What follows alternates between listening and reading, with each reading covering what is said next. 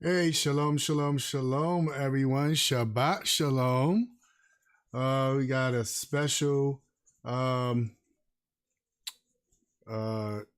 Portion Friday for you tonight on My Take with Rosh Ya'acob. Welcome to My Take. This is My Take with Rosh Ya'acob.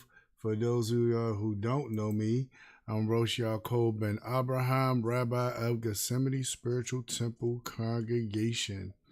And on this show, we deal with Torah issues.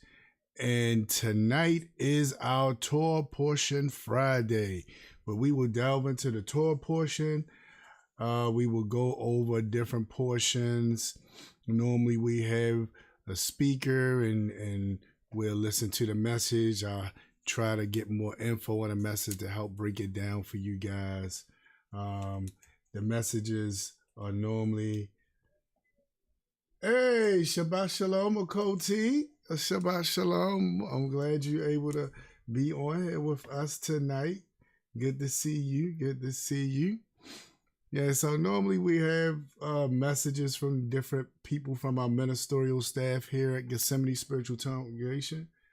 Hey, Shabbat Shalom, Moray.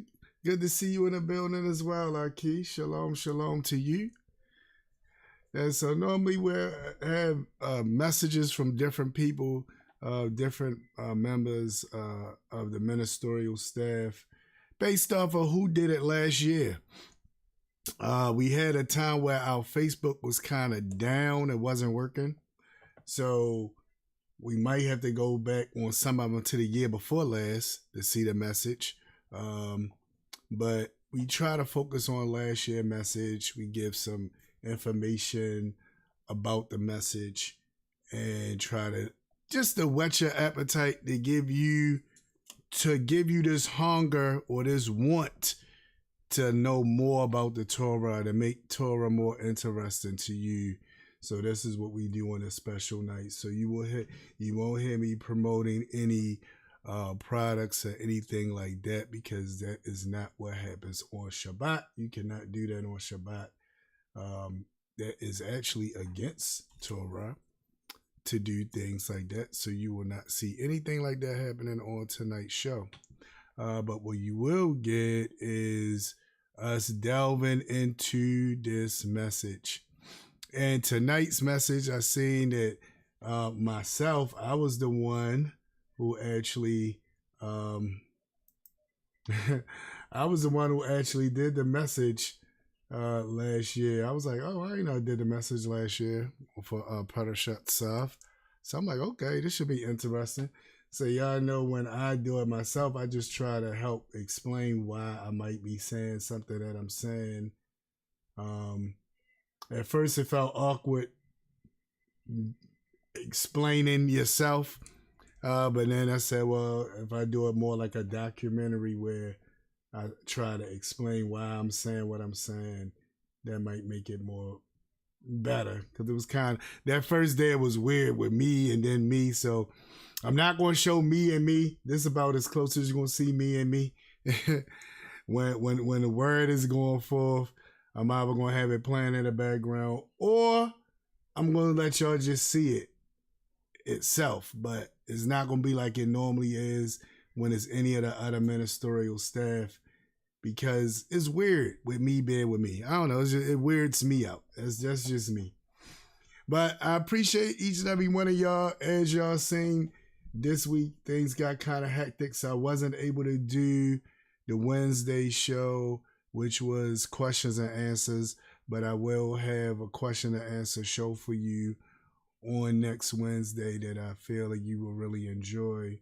Also, I didn't get to do the rules of engagement show yesterday because some different things was going on that stopped me from doing that as well. But I'm also going to have something for you all then. All right. So without any further ado, we're going to get into this message. Now, even though I'm not selling anything, I would like for those of y'all who just started watching me and don't know much about me and might want to know more, subscribe. For those of y'all who like this video, just like it and share it. There's nothing hard about doing that, and it's not costing you anything. And it's actually helping to spread the Torah knowledge, because the more you like it and share it, the more other people who might don't know anything about it will look at it and say, hey, I like this guy. And they also will like it and share it. And then we can build up the community of Torah followers and Torah believers, because I truly believe that these are those days and those times. If you're looking at everything that's going on around us, I'm just watching. But as I watch all the stuff going on around us, I'm just like, wow, it seems like these are them days and times. And I know every generation always say, these are them days and times. I don't know if it could go back at a time machine, you probably see some older people say, these are them days and times. Wow. Look at what's going on now. These are them days and times. All right, so let's get into this. All right, so without further ado, I want to go ahead and get into this. All right, so today's Torah portion is called Parshat Tzav. Parshat Tzav, and my subtitle to Parshat Tzav is Understanding the Mystical Offering. Understanding the mystical offering. Get a little deep. Now, hold on. I gotta be able to click back and forth real quick. Now, what I will tell you, and looking at this, what I will tell you is, yeah, this close to it. There we go. What I will tell you looking at this, I was trying to, as you gonna see, for those of y'all who will watch the whole message, and of course we're not gonna be able to get through the whole message through the show. So if you want to look at the whole message, I got everything in the description below. So you can just go to the description below. You see the link for the message. You can click on it and you can see the message in its entirety. But what we're going to do is we're just going to delve into it here and there, and then we're going to open up the text and delve into some other things that I might don't say in the message. But what I was trying to do with this message, I really was trying to, drive home a point. Hey, shalom, shalom, my kid. Hey, shalom, shalom. Okay, all right. The family is in the building tonight. Shabbat shalom. Okay. All right, this is what's up, boy. Making me feel good. Making me feel good tonight. Shabbat shalom. So I wanted to touch on this, and then also I wanted to touch on some things about Pesach, because for those of y'all who don't know, this week, as they would say, weekend, we're going to be celebrating Pesach. So we're going to touch on that a little bit. And in the message, you might hear me saying some stuff referencing Pesach, right? And the stuff you're going to hear with me referencing Pesach, you're going to hear some stuff with me referencing Pesach. But matter of fact, no. I'm going to reference Pesach a little bit in this message. And I don't know if y'all going to get far down to that part. But I'm also going to be talking about Ishtar. Because last year during this time, Parshat Tzav was closer to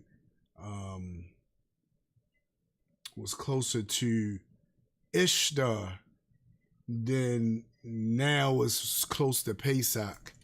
So it varies because, you know, the Hebraic calendar is different from the Gregorian calendar. But yes, I was going to delve into some texts just to see if we could see some other things that's coming out of it. But yeah, I did get kind of deep in this. I listened to it earlier. I was like, okay, all right.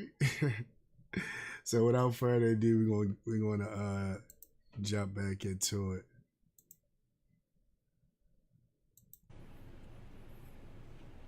So we're gonna start off right in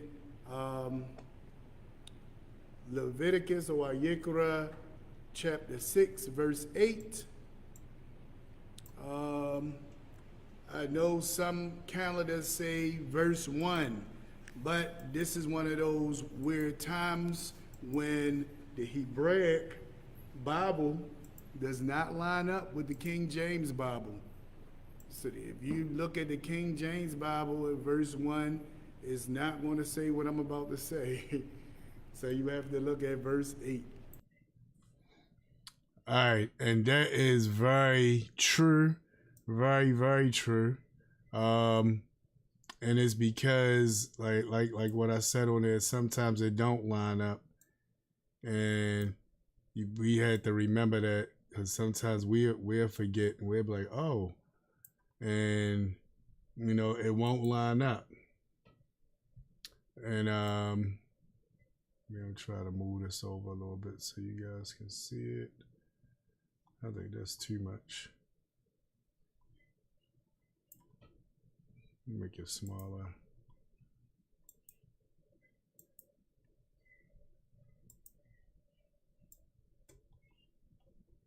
All right. There we go. All right.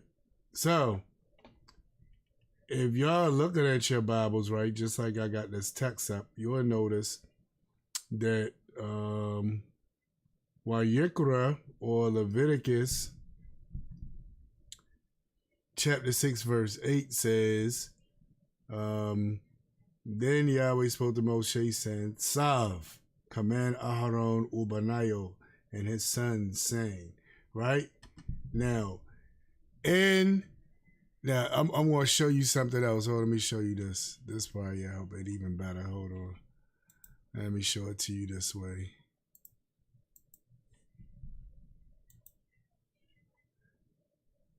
Now, y'all seen what it just said right there, and that was verse 8. So now I'm going to show you from the Hebraic Bible. This is the JPS, the Jewish Publication Society. I think that's what JPS stands for. Let me see if I click on it. It might tell me exactly what JPS stands for.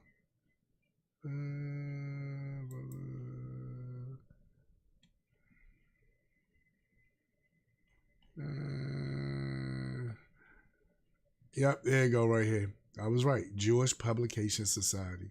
All right, so this is a Hebraic Bible, and it is based off the Torah Portion, all those other things. It is just an online version of it. And you see it says verse 1. So let me see if I can move my man out the way so y'all can see it. And see, I would say verse 1. But the Hebraic Bible doesn't, King James doesn't have it as verse 1. So every once in a blue moon, it'd be slightly different with the numbering. I have no idea why it's slightly different with the numbering. But it is. King James and them do it one way, and Christendom does it one way, and the Hebraic does it another. And it's just one of those cases, but there's a lot of cases like that. And not just in the Torah, but also in the Haftarah or in the writings as well, the prophets as well. It's just something that happens. All right, but while we're here, let's look at some stuff. I want to look at some stuff while we're here.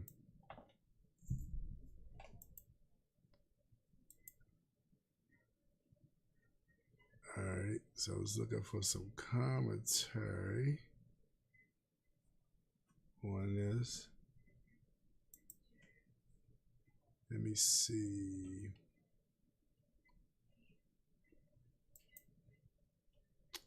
וידבר יהוה אמא של אמור, סב את אהרון ואת בניו לאמור, זאת תורת ha'olah. Right? So it's jumping right into it. Command. Right? So you hear me say some stuff about command. That's the one thing. It's like I already know what I'm going to say, and then I'm going to say it again. Somebody's going to let you hear me say it versus me saying it again. All right. And then I'll explain even more. So we're going to go back to the text from there. I want y'all to hear it again. All right, here we go. Amen. So it says, Vayedaber Yahweh el Moshe. And he spoke. Who spoke? Yahweh to Moshe, saying, Sav et Aharon wa et banayo lamor. So he says, command, Sav, command. Who? Command Aharon and his sons, saying, Zot Torat Ha'olah. This is the Torah, or the laws of the Olah. He Ha'olah al-Mokdah. It is the Olah that stays upon the flame.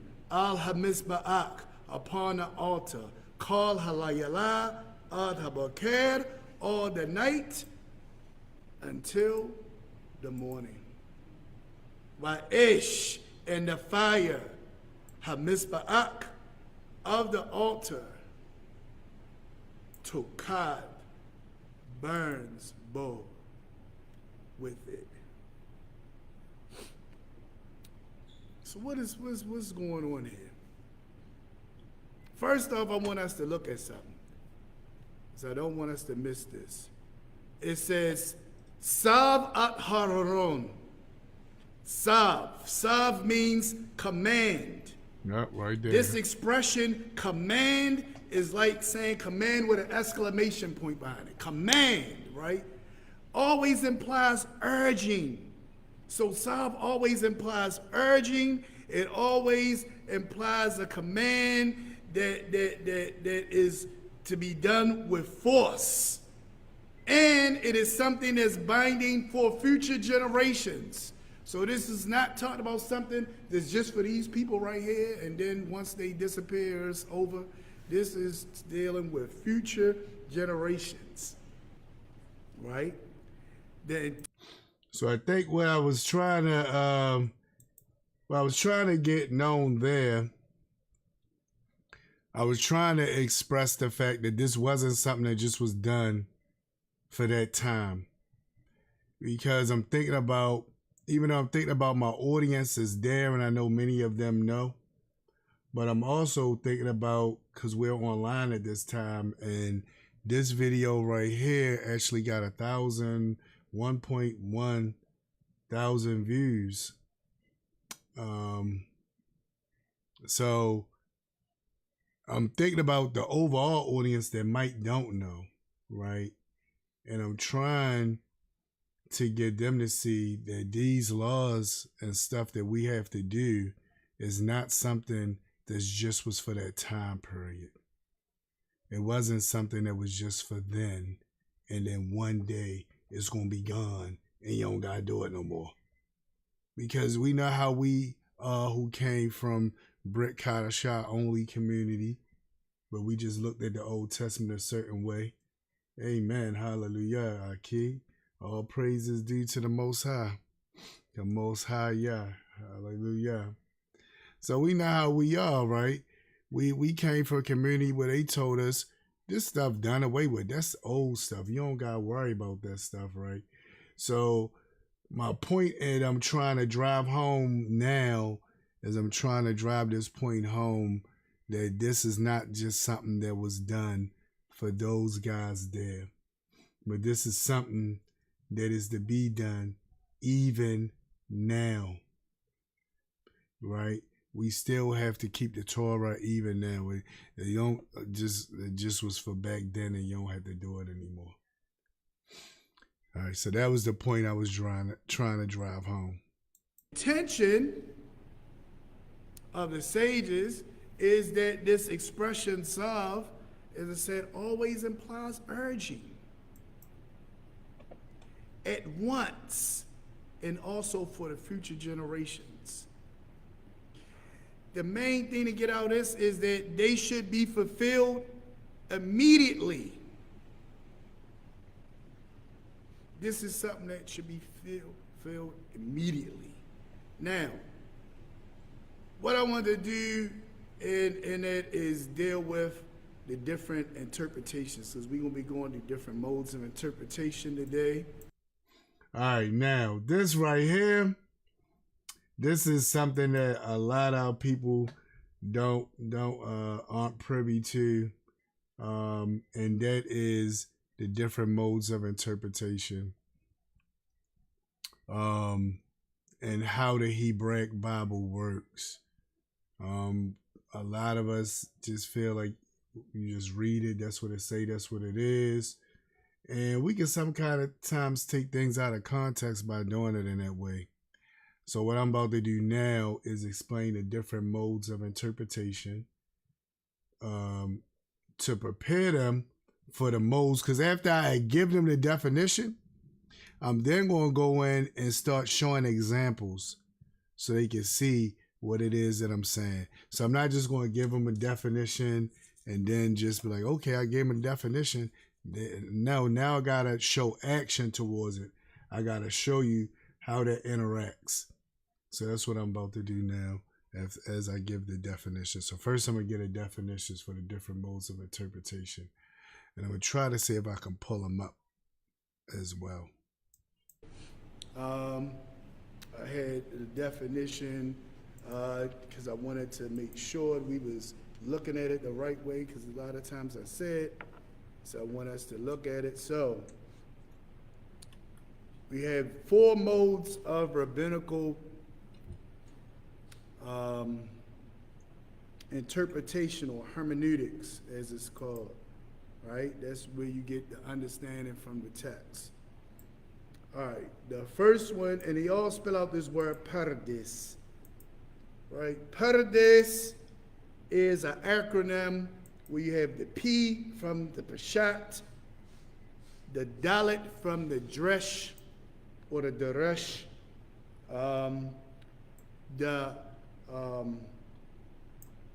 you got the Resh from the Remes, and you have the Sod from, the Samek from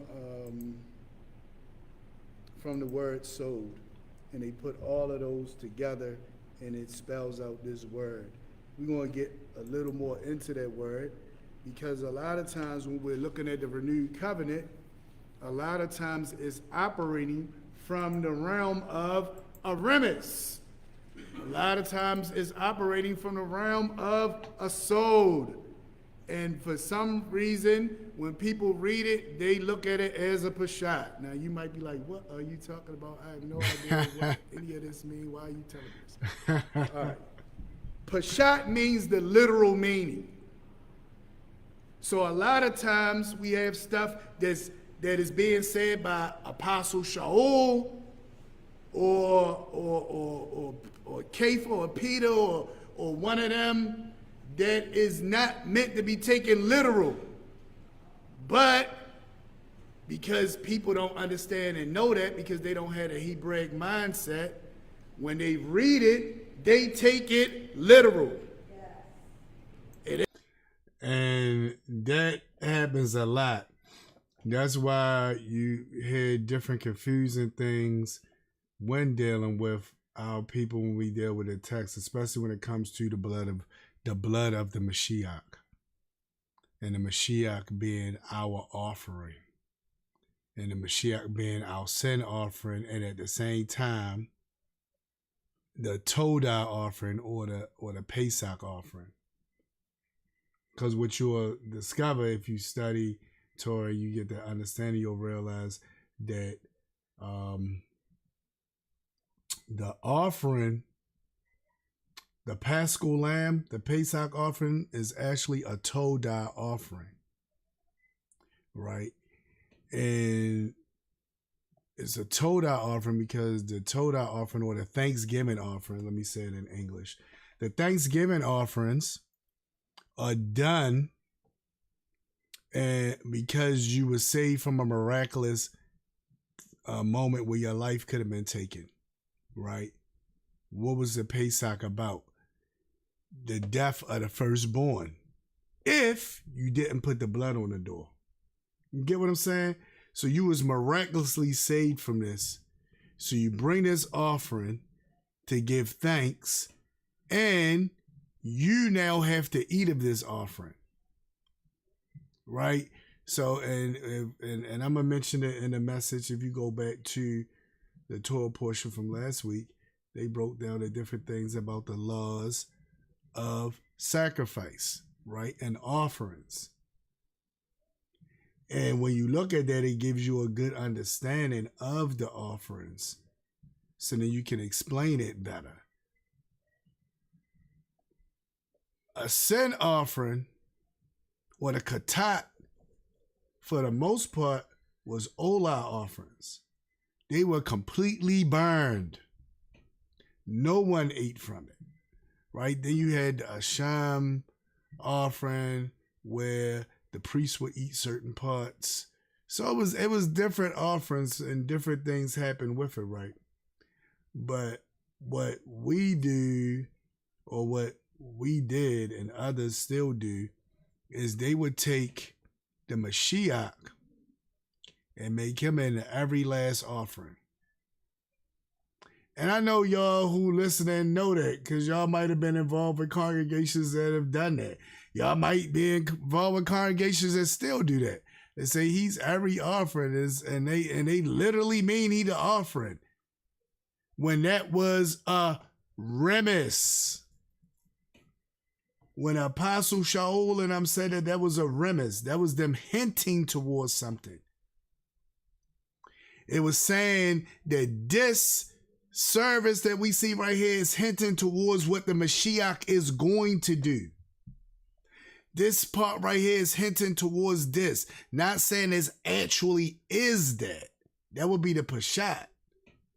But again, because we don't have that way of thinking, a lot of times stuff is taken out of context. They say it literally means this.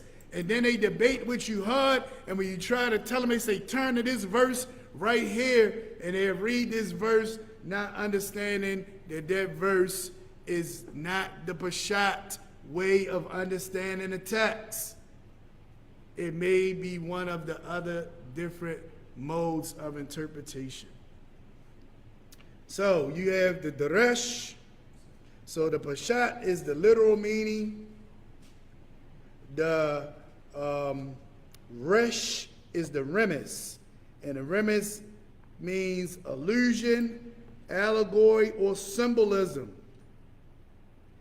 The commentator compares the words and phrases in one part of the Bible to similar words and phrases in other parts and draw emphasis from them. So you might see that when Apostle Shaul says something like, Yahshua is.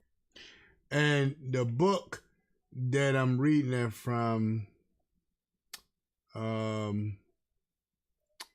is a, oh man, what's the name of that book? I might have it around here somewhere.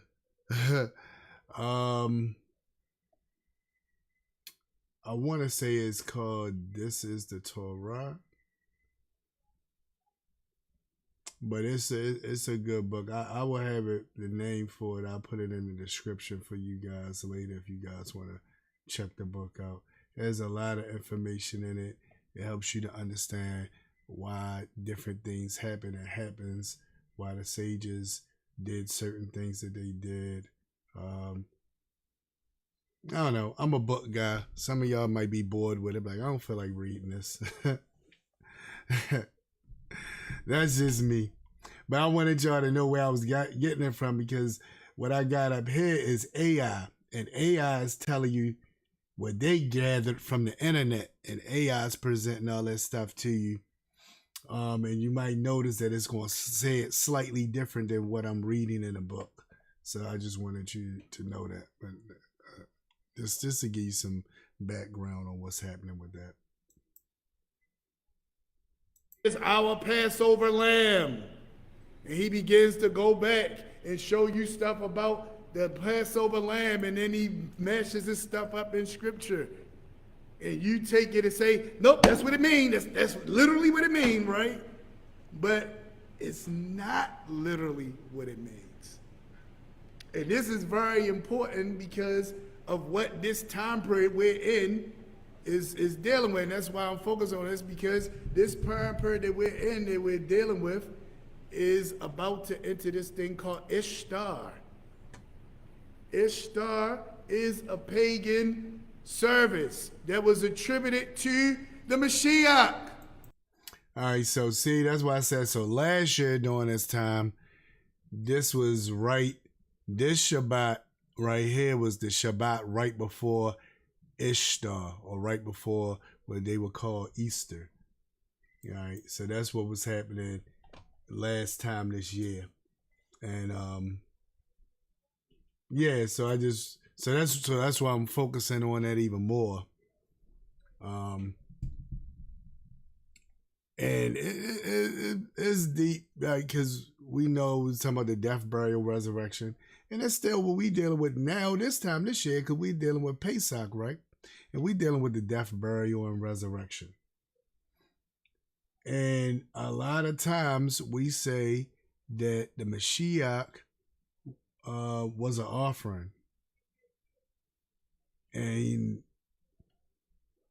we taking the vernacular of the people, we taking the language of the people, and we trying to make it mean something different. You know how we talk, even how we talk today. We still talking remiss, right? We still talking allegories. We call it slang. We'll say something that means one thing, and other people can hear it and think it literally means this, but it doesn't even mean that. We mean it to say something else, because that's just what we do. We've been doing that all our lives. So from the Hebraic times up to now, that's how we talk. That's what we do, right? We'll say the word. We all know, all us on here know when we say the word, what we talking about. We're not talking about a word that's coming out your mouth. We're talking about the Torah, right? We say the word, we're talking about the Torah. Literally, everybody know, oh, we talk about the Torah. But some other people that don't know no better, if that part that explains that is they told that's old and you don't need that, and all they got is this new part, and they hear people saying the word, the word, the word, guess what they're going to do? That's what they're going to do. They're going to turn around, and when they get to John 1:1, you know what they're going to say? It's the Logos, right? Because they just know the Greek now. They get all excited about the Logos. They get excited about the Logos, and they taught us about the Logos. But then those of us who know, we thinking, let's talk about the Torah. What are you talking? It's not just talking about some Logos and you getting all popped up with the Greek. Talk about the Logos and you all excited about the Logos. I'm excited because I know it's talking about the Torah. And it's saying what the sages of old have been saying. And it's saying what even Melech Shlomo said in Proverbs, that before anything was created, the Torah was here first. So when it says in the beginning was the word, we not thinking in the beginning was the Logos, and you break down the Logos and they get all excited about the Logos. I know y'all done seen them getting excited about the Logos and all this stuff, right? But I'm like, no, let me help you get even more excited. In the beginning was the Torah. In the beginning was the Torah. And the Torah was with Elohim. And the Torah was Elohim. Now that should get you excited. That should get your mind pumped and motivating. Not getting pumped off the Greek word logos. But I seen them, right? But again, that's people not understanding about That's people not understanding about oh man, I lost my that's people not understanding about the modes of interpretation. I hate when I do that. Don't laugh. I know some of y'all might be laughing. I'm getting older, people. I'm getting older. My mind just says, shoot. Hey, exactly, Aki. Oh, you getting deep. You getting deep, boy, Ray. Go ahead now. All right, boy, Ray. I see you. The memra, the bar. Yeah, you get deep with it. I want to see. I'll go too deep. You get deep with it. But since you brought it up, I will touch on it somewhere. But you get deep with it now. I wasn't going to go there, but we good. I appreciate that because you adding some context to the conversation, right? But yeah, the memra, right? That y'all might be saying, what's the memra? All right, so let me give you an example. I'm gonna show y'all something. I'm gonna show y'all something so y'all can see this. Let me see if I can find an example of it.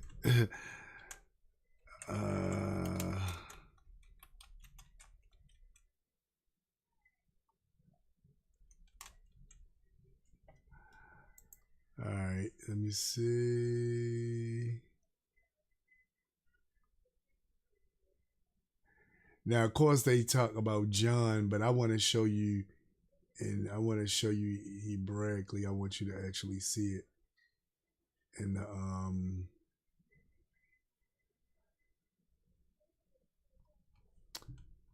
the text.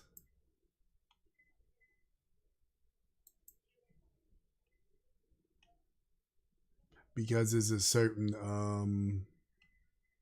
I think it says verse. So they said that's just what I say to them when they say logos. They being the Greek, I'll bring the Targum text. Hey man, yeah. Oh yeah, the Targum.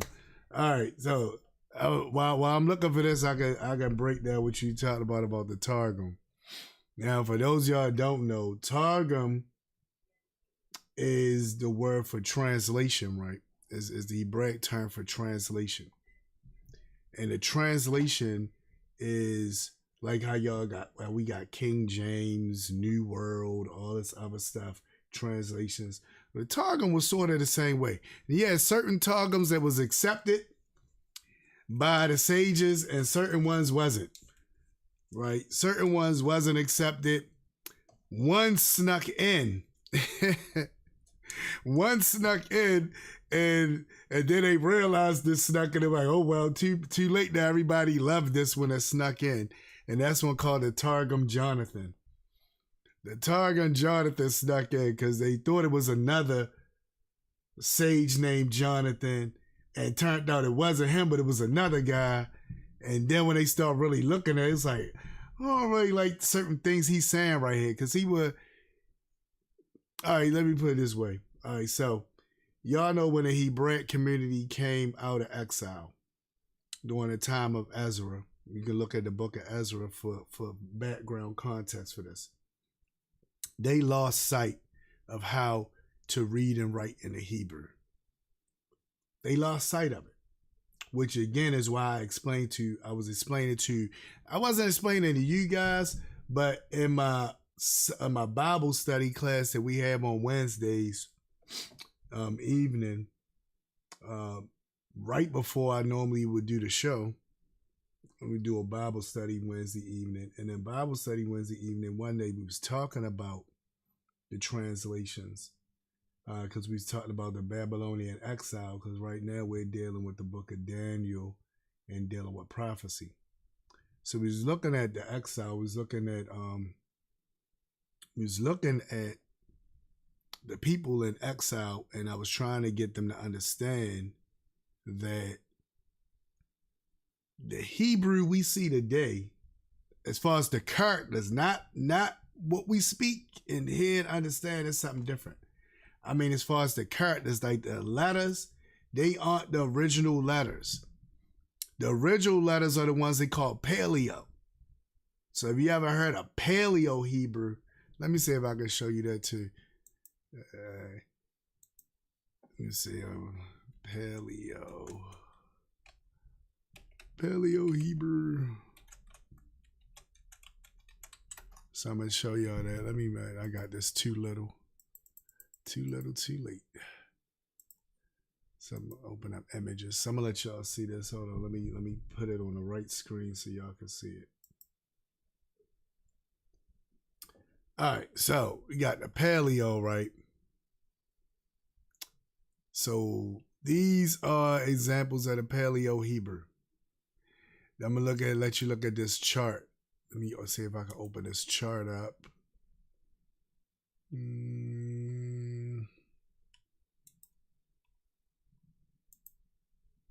Make it a little bit bigger for you guys so y'all can really see it. All right, so y'all can see that, right? So now, here we got the Hebrew that we're used to saying, right? This is the Hebrew we're used to saying. This is called book print.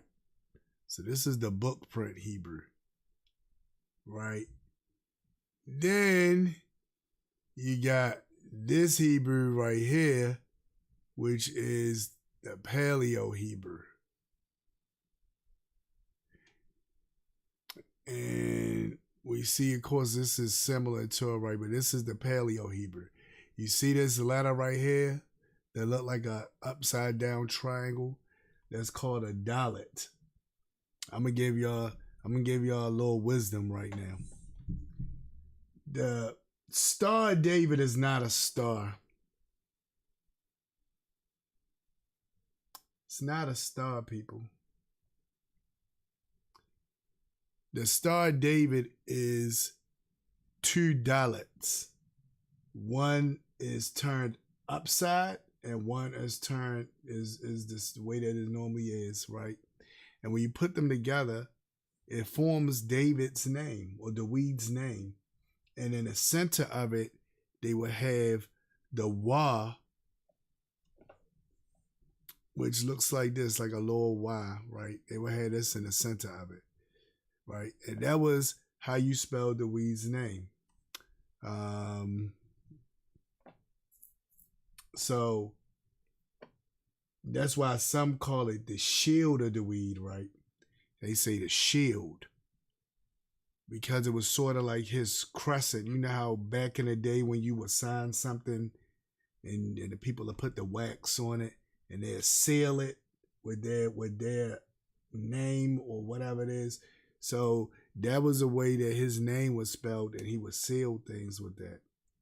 Now, for some reason, people took it and started calling it a star, but nobody could understand why it was associated with David. Like, why does star associated with the Star of David, right? But it's not a star. It's actually his name, but it's in Paleo Hebrew. And because we don't look at Paleo Hebrew, when we think about Dalet, we think about this letter right here. But this is actually, these letters are actually the Babylonian letters of our exile. When we was exiled in Babylon, many and lost sight of the Hebrew. We still knew Hebrew and could understand it, but you couldn't write it, right?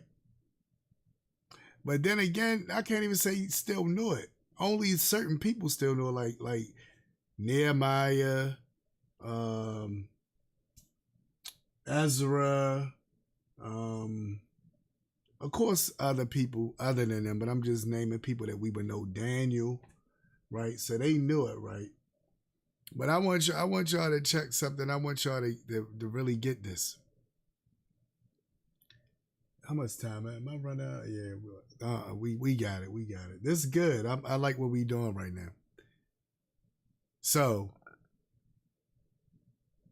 our people got so comfortable with exile. So comfortable being outside the land that the main people that had a lot of the wisdom and the knowledge didn't go back. Did y'all know that? They did not go back to the land. When the time when King Xerxes put forth that edict and said, go back into the land and build the temple and so forth and so on, a lot of the elite people from amongst our people that loved being in Babylon stayed there. They didn't go. So a lot of them did have a lot of understanding of Hebrew, whatever, but the regular people, they went back, right? So now you got Ezra there trying to teach them, and he's talking to them in Hebrew. And read the book of Ezra, it'll tell you. He begins talking to them, and they don't know what he's saying because they don't know Hebrew no more. So as he's reading the Torah to them in Hebrew, all they could do is break down and cry. But what Ezra does, he says, don't fret. I got targums. I got translators. And we're going to spread these translators out around so these translators can teach you or can read to you in the Babylonian language that y'all understand. They can read to you the Hebrew. They can translate to you the Hebrew. So that's what they had. So that's why Apostle Paul says that when you look at the text and he says, about if somebody's speaking an unknown tongue, you got to have an interpreter present. That's what he's referencing. That's his focal point that he's resting on it, because we can go back in our history and see that that's what Ezra did. So when you hear our brother Moray break down stuff and he says something about the Targum, right? I don't want that to go over your head, because I know what he's talking about, and I know some of y'all know what he's talking about, but there might be some people in there that don't know what he's talking about. They be like, Targum, what is he talking about, right? So that's what it is. So the Targum is the translation. And even with our Bibles, was what I was bringing you to this point. Even to this day, when we read the Hebrew, we are using Babylonian letters to read the Hebrew. That's why you might have some camps among the Hebrew Israelites. You have some camps that say they only want to know and understand the Paleo because they trying to go all the way back, and they said they don't even want this book print, because the Babylonian language is still the same alphabet, just like, because it's Aramaic, right? So Aramaic is still the same alphabet as the Hebrew, still the same alphabet as Arabic, right? Still the same alphabet. Aleph, Bet, Gamil, Dalet, still the same alphabet. This is like the letters are just written different. So you got the letters written a certain way in Arabic. You got the letters written a certain way in Aramaic. And you had the letters written a certain way in Hebrew. But the language was the same for the most part. Sometimes the words were slightly different, so you couldn't really get it. So it was easy for them to just take these characters and just write it in it. Just like for those of y'all who might don't know Hebrew and y'all just have a Siddur and they had a transliteration where they had the English letters spelling out those Hebrew words, and you'll read those English letters to get the Hebrew words, right? Same thing. So just wanted to point that out because our brother started talking about the Targum, right? So I wanted to point that out about the Targum. But it was something else I wanted to show y'all. Y'all know I'm having a senior moment. What else was I about to show y'all? And I know what it is. Forgive me, guys. That's why I shouldn't have went on a tantrum. Oh, the Memra. There you go. It came back to me, the Memra. All right, so let's look at this. Let's see if I can bring up a text. So let me see.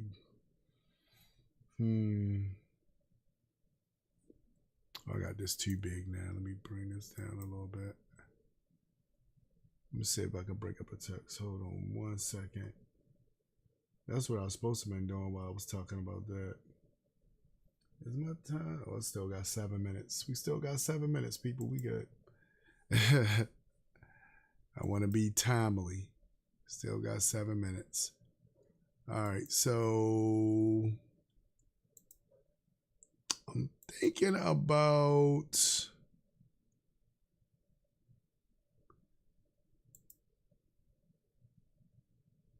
oh man. Well, I really want to show y'all this because I want y'all to see it. I don't want to just tell you it. But there's certain phrases. Let me see. There's a certain phrase that they say that's used when it's talking about the Nimrah. I think it's Naum.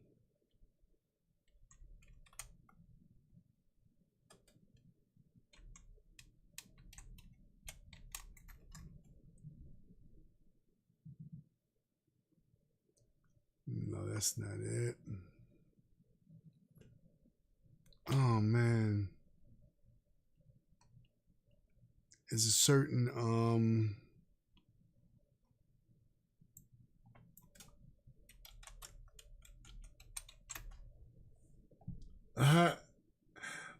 no, Aki, you good, Aki, you good. That's what I want this show to do, right? I wanted to motivate us to want to learn, right? And I feel like it's nothing better than having a moment where we can learn versus me just talking. And then it's like,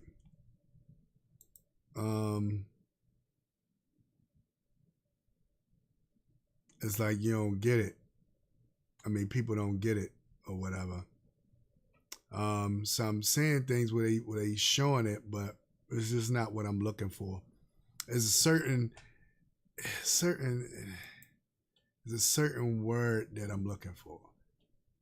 It is right there. It's only in the Hebrew. That's why I'm trying to find the exact verse, because only in the Hebrew you can see it. In the English, you're not gonna see it. That's why I say it's really good to learn Hebrew, because in the English you're not gonna see it. Now you have some people that can point it out to you because they know it, like I should know it and be able to point it out to you. But in the English,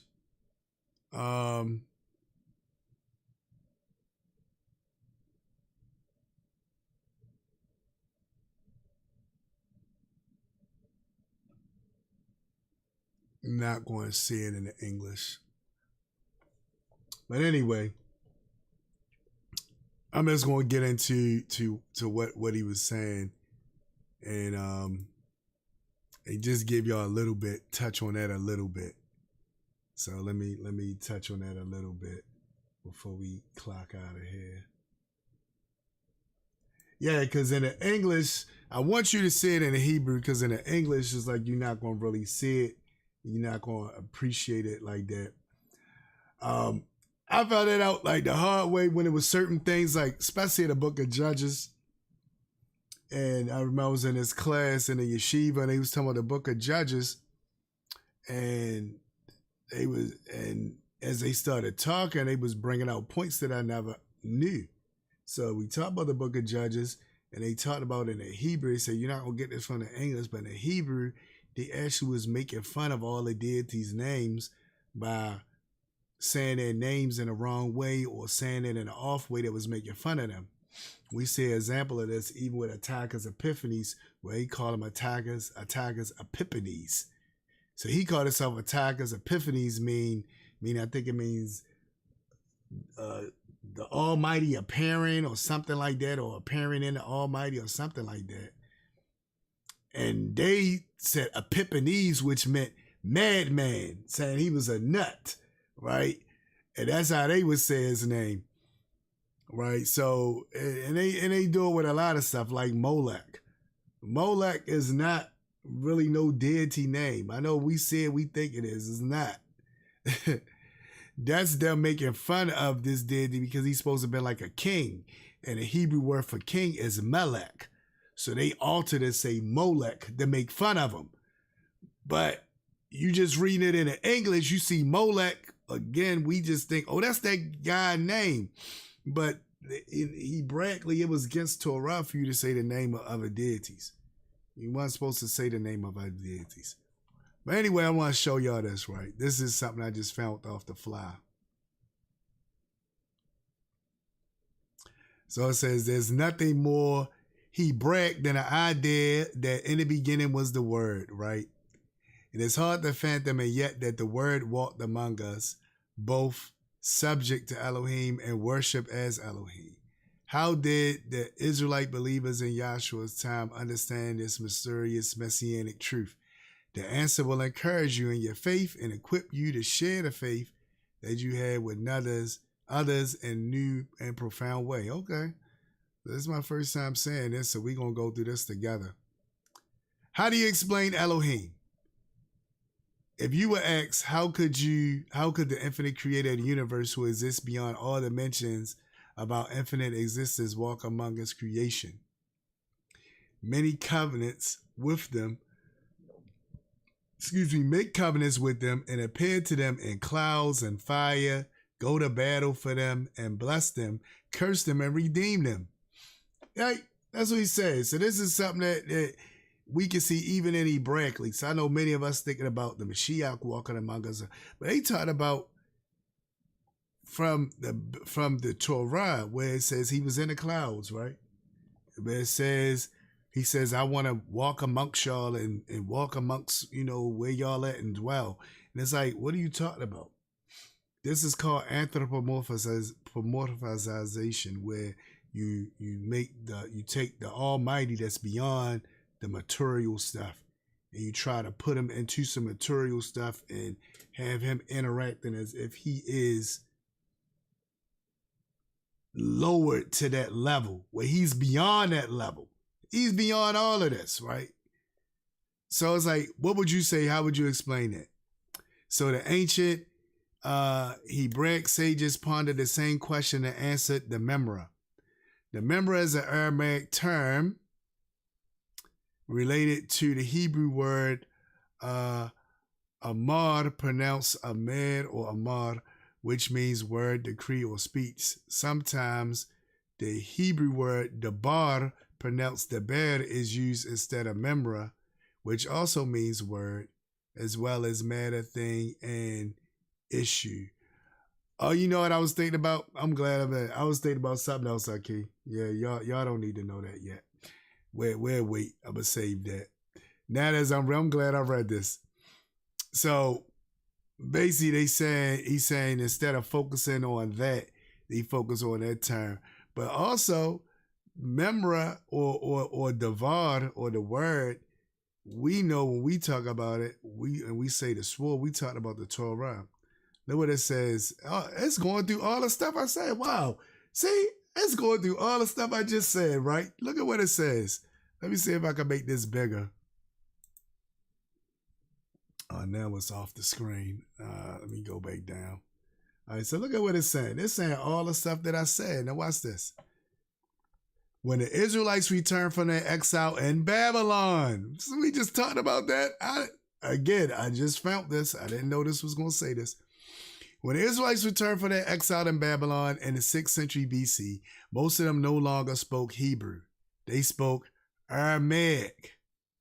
Nevertheless, the scriptures have always been read in Hebrew.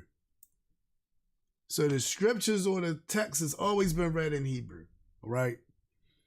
Even if no one in the greater community can speak it. Because remember Ezra? I told you Ezra got up, they began to speak. Nobody knew what he was saying. Everybody started crying. Something had to be done so that the people would understand Elohim's word. The sages found the answer. After hearing the priests read a few verses of the Torah scroll of Hebrew, they heard the translation in Aramaic called a Targum. See? So now we see why our brother brought the Targum into it. It's how we tying all this together, right? Which simply means translation. in those Targums, we find memra. Now, this is where it goes back to the thing that I said, y'all don't gotta worry about that for right now. But it's another word that's in the Hebrew that functions similar to what they about to explain. All right, so they say in the Targum, you see memra. In the beginning was the memra, right? The memra, the word. So in the beginning was the memra, the word. In the beginning, Elohim created the heavens and the earth, says Genesis 1:1. However, in the translations of the verse to the Aramaic, the Israelite people learned that Elohim had a helper of sorts. Y'all see that? And again, that's why certain Targums, the Targums didn't just translate it. That's why it's wrong to say it was a translation. The Targums sometimes explain to you what you was reading in a text that you might didn't have a clue to. So it was their way of trying to explain to you what you lost from not knowing Hebrew anymore. So he said, okay, you kind of lost this, so I'm going to give it to you. I'm going to explain it to you. So this is what is being explained. It says, look what it says. From the beginning with wisdom, the memra, word of Elohim, created and perfected the heavens and the earth. And the memra, word of Yahweh, said, let there be light, and there was light by his memra word, right? And that's Genesis 1:1-3. That's from the Targum Neophiti. And this Targum, the word or memra is doing, being, and acting as Elohim, and yet we see that he is also with Elohim, a distinct essence apart from him. In fact, the memra is the one who rested after all his work. On the seventh day, the memra of Yahweh completed his work, which he had created, and there was Shabbat. So, hopefully this gave y'all some insight. If y'all want to know more about the memra and all these other things, leave a comment below. And we can teach on this and talk about this stuff more. I can bring out the other thing that I was going to show y'all that I couldn't find, because I guess it's not time for y'all to know that. But you see how we still tied everything together, and I appreciate that. So with that being said and done, we're going to get ready to close this out. But before I close this out, I want to let us hear from our artist of the week, which is God's Will Music. And the song is called I'm an Israelite.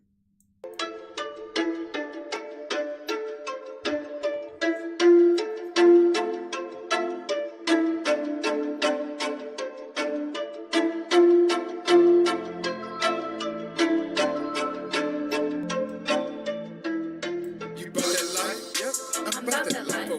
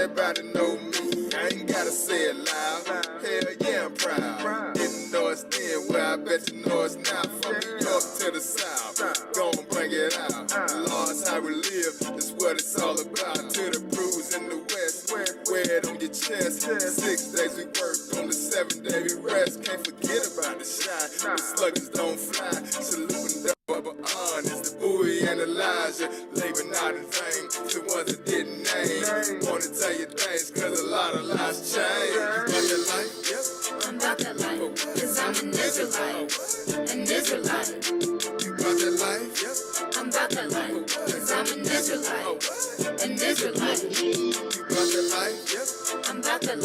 cause I'm an Israelite. An Israelite. You about that life? Yes. I'm about that life.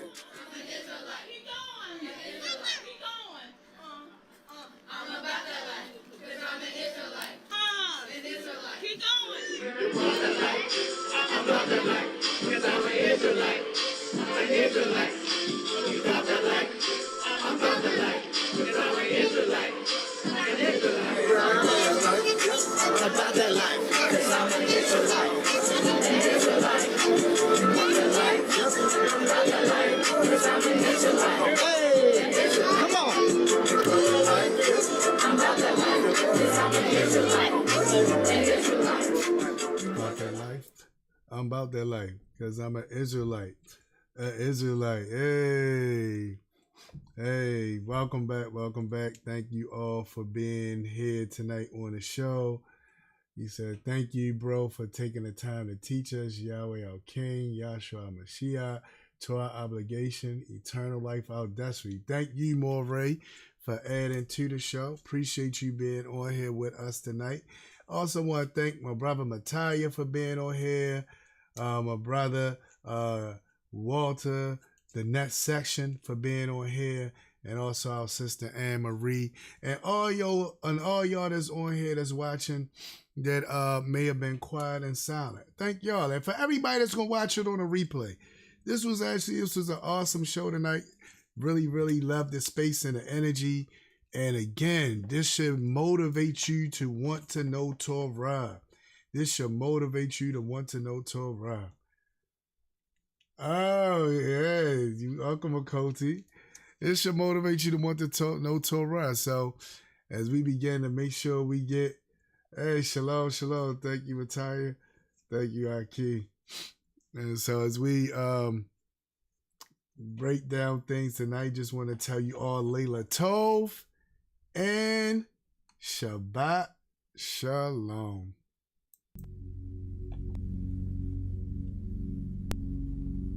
Shema Yisrael Adonai Elohim